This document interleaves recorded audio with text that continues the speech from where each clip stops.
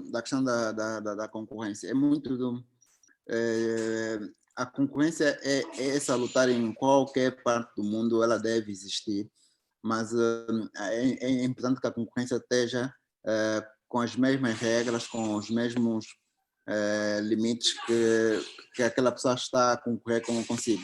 E na internet é um pouquinho difícil ter essa concorrência, porque nem sempre estes meios que vão surgindo e etc, têm, por exemplo, para começar já, identidade, você não tem aquele cuidado, porque sabe, é mais fácil você falar que, vá lá, que o João Lourenço teve um problema X, que você que não tem identidade, do que você que diz, olha, tens identidade, sabe localizar e diz, olha, João Lourenço teve um problema X. O processo vai chegar aqui, não vai chegar o processo. Então é uma concorrência que acaba por ser um pouquinho leal, porque o outro não tem aquele cuidado do rigor, não tem um cuidado de coisa, porque é difícil quando os dois estão no mesmo pé de igualdade, tem um furo de notícia e ambos jornalistas de cada órgão estão a lutar para quem vai ser o mais rápido e quem tem as melhores fontes.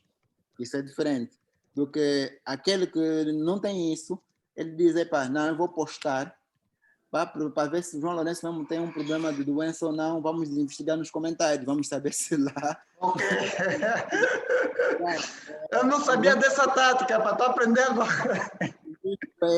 Tem muitos meios que têm páginas de Instagram de coisa, que tem essa tática de coisa. Então, mas isso é eticamente incorreto ou nem por isso? Incorreto é, lógico que é, mas não tens como penalizar isso, porque não existe uma lei em Angola praticamente que consiga a coisa, e nem as forças do Estado conseguem coisas. Mas qual é o problema também nesse aspecto?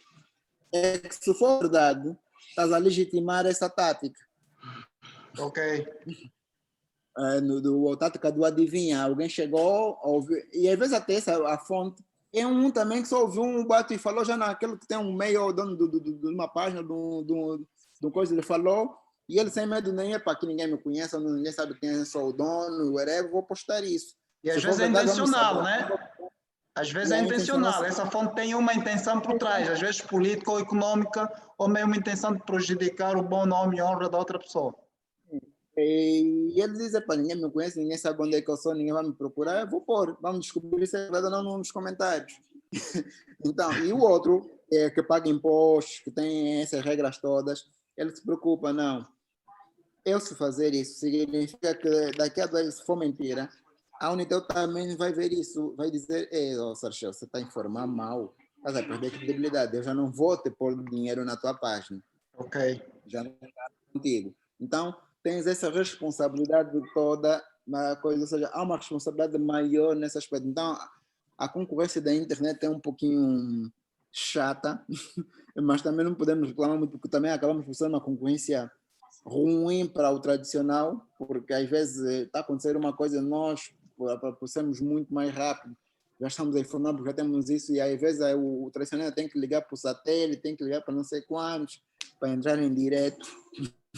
Então, é um pouquinho isso. E as parcerias são sempre benéficas, tanto é que nós estamos sempre a fazer parcerias, quer com os principais meios, quer daqui da Angola, como nas televisões convencionais, as rádios. Na Alemanha agora firmamos uma parceria boa com a Deutsche Welle, que é a maior empresa de comunicação da Alemanha. No Brasil tem muito protagonismo em África. Estamos com a Globo e etc. Em Portugal estamos com algumas empresas também relevantes. Então é importante estabelecer sempre parcerias nesse aspecto. No mundo de hoje, da internet, para quem faz jornalismo, é importante perceber que não deve ser movido por likes nem comentários. Isso não é totalmente zero em relação àquilo que é a qualidade, que é a isenção e o bom jornalismo que deve ser feito. Okay. Essas parcerias são essencialmente troca de conteúdo ou está muito mais voltado a uma parceria com o âmbito comercial? Não, é totalmente troca de conteúdos. Quando há trocas comerciais, é mais quando há produtos relevantes para se coisa. Imagina que uma Deutsche Welle precisa de um conteúdo relevante há essa troca. É claro, quando há uma coisa muito específica, há a possibilidade de se ter algum pendor comercial, mas não são, normalmente os casos não são esses, é mais troca de conteúdos. Qual é o nível de audiência atual do Platina Line, em termos de views, em termos de users? É relevante. Em termos, o critério mais comum de se medir o nível da audiência pelo número de telespectadores que você tem regularmente. E nós atualmente temos uma audiência de 1.100.000 no Instagram, 1.000.000 e quase 600 no Facebook. São quase, deixa eu ver aqui rapidamente no YouTube, a caminhar para os 400.000 subscritores. No Twitter devem ser por aí 36 ou 40.000 subscritores. E visitas diárias de 24 ou 30.000 pessoas no nosso site.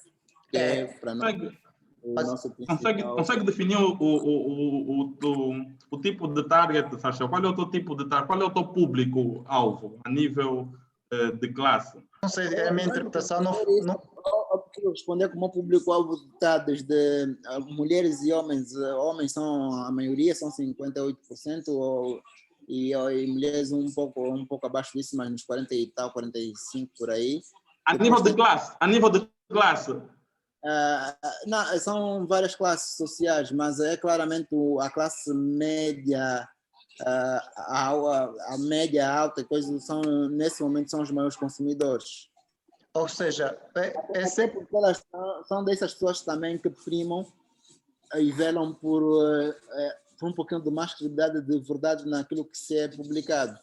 A classe mais baixa tem a tendência de acreditar em tudo e não querer saber se é verdade ou não o assunto. Então, logo, nós temos de todos os públicos. Esse público por aí deve ter uma taxa de 10% a 15%, sendo que esse público, o B, o C e o D, que são as classes média alta, com uma porcentagem bem maior. Mas esses resultados que acabou de apresentar foram conseguidos após 5 anos, né? Depois, quantos anos? São 5 anos, né? 2015... Há 10 anos. O que é que segmentou o nosso público? Primeiro, não, faço essa pergunta porque, Sarchel, porque muita gente pensa que basta criar um portal, meter aí uns 2, 3 meses e pronto, tens audiência suficiente, tens tudo, e querem se comparar ao Platina, por exemplo. É o que eu costumo dizer, a Platina existe há uma década ou mais. Qual a forma de começar? E todos esses que começaram aí fizeram exatamente a mesma coisa, até que o Coisa já citou, em alguns deles o Coisa já citou, inclusive o Ndulo. É que começas a atacar o dolo com ofensas, não sei quantos, é a estratégia que quase todo mundo utiliza. Ataca com as mulheres nuas e não sei quantos. E o público todo vai lá lhe ver, porque o público gosta dessas confusões, gosta de saber o que é que está a passar. Tem esse público, depois muda, começa a informar já um pouco melhor. Não informa sempre bem também, porque na maior parte não informa, mas já informa, já começa a falar do conteúdo que a Platina fala, que a Ayala Araújo separou-se do base. Já fala que o João Lourenço não deu empregos, já falei essas coisas. Mas antes, para atrair esse público, começa com essas confusões, começa vai lá, vamos atacar a Platina. Sensacionalismo. E a polêmica? Começa a pegar não, vou ser maior que a Platina. Em alguns casos até uns pegam as gafas que a Platina comete e coloca tudo para gerar a atenção das pessoas, põe mulheres nuas, põe não sei quantos e vai para criando esse tipo de conteúdo. Depois, já ele muda o perfil de tudo, ou seja, então, mas o que eu digo sempre é credibilidade não se compra, por mais que você coisa. Credibilidade é o maior diamante, é o bem mais valioso que qualquer meio de comunicação, que alguém que diz que quer ter meio de comunicação deve ter. Isso demanda tempo, né? Isso demanda tempo. Não é do dia para a noite. As pessoas não acreditam do dia para a noite que isso é assim. E tanto para ter uma ideia de como é que a credibilidade é muito importante e não vamos nos basear com falsas partilhas, com falsos likes ou com comentários. Falsos, não digo que seja falso, mas falso tipo de criar uma ilusão de que aquilo é muita gente, que tal coisa. Não, tanto é que todo mundo depois, mesmo a Platina publicando que o Sérgio Luta tinha morrido e as pessoas acreditam, quem conhece o nosso trabalho acreditou. As pessoas estavam à espera do telejornal, do tradicional. Isso é que Nem que era jurista, o Luta era jurista. Era jurista. Estão à espera de quê? Da credibilidade. Então, a credibilidade é sempre importante na vida de qualquer coisa. Yeah. As pessoas foram, partilharam, era muita gente, ok, tudo bem. E muitos desses também sabem que realmente quando a Platina publica não é mesmo porque é verdade. Mas ainda assim, estavam à espera do telejornal. E a nossa fonte era a mais segura do mundo. É a pessoa que cuidou, inclusive, mesmo dele, até a última morte, é que viu ela morrer. Okay. Então, é importante saber que a credibilidade é o coisa. Então, isso aliás, e não é por acaso que nós estamos a sair do digital para ir para o tradicional, porque nós queremos separar o trigo do joio, dizer, tá bem, estamos na internet, mas não estamos juntos e misturados. Aqui há outra responsabilidade, aqui há mesmo uma diferença gigantesca entre os demais, para perceberem coisas, porque na internet é mesmo o teu posto, acho que é bem trabalhado. Alguém pega naquilo, põe um título diferente, bem sensacionalista, e pode ter muito mais popularidade do que aquela pessoa que trabalhou bem a notícia e fez bem o conteúdo. Então, é importantíssimo fazer bem, porque no fundo, o que é que vai acontecer? Aquela pessoa vai ser sempre dependente de ti, dos teus conteúdos, e você não vai estar à espera do conteúdo de terceiros. Exatamente. Como é que foram os primeiros anos do Platina Line? Como é que foram? Acredito que tiveram a mesma para a construção da marca, que o Platina é hoje uma marca valiosa e com credibilidade. Acredito que nunca, no princípio, tiveram que construir essa credibilidade. Como é que foi? A partir de que momento é que sentiu que já estavam implantados e maduros no mercado? A partir de que ano? Primeiro, terceiro, quinto ano? Como é que foram os primeiros meses? O projeto foi sempre bem concebido para ser um projeto para longo prazo e para ter sucesso. E sabíamos apenas que tinha etapas. Mas desde o princípio aliás, a Unitel começou a anunciar conosco no segundo ano de existência, ou até se calhar no primeiro ano. E isso passa por uma boa, estar bem organizado, mostrar ao cliente que é possível, que existe e que aí é um rigor e coisa. Então, tudo isso já era possível, mas basicamente uma boa programação, por uma boa estrutura de se perceber isso. Agora, claro, e a tua pergunta poderia ser, ok, mas nós já colocávamos que éramos os maiores portais, sim, já colocávamos, mas era por uma questão de marketing mesmo, era uma estratégia. Isso passamos a ser, se calhar, provavelmente, quando eu vim para Angola, em 2013, em que realmente foi o boom total em relação a esse aspecto. E hoje, em termos de estrutura, olhando para aquilo que se faz em África e não só, excluindo o Brasil, não há nada parecido com Platina Line. Ok, mas qual é, normalmente as pessoas quando criam um website têm muitas expectativas financeiras.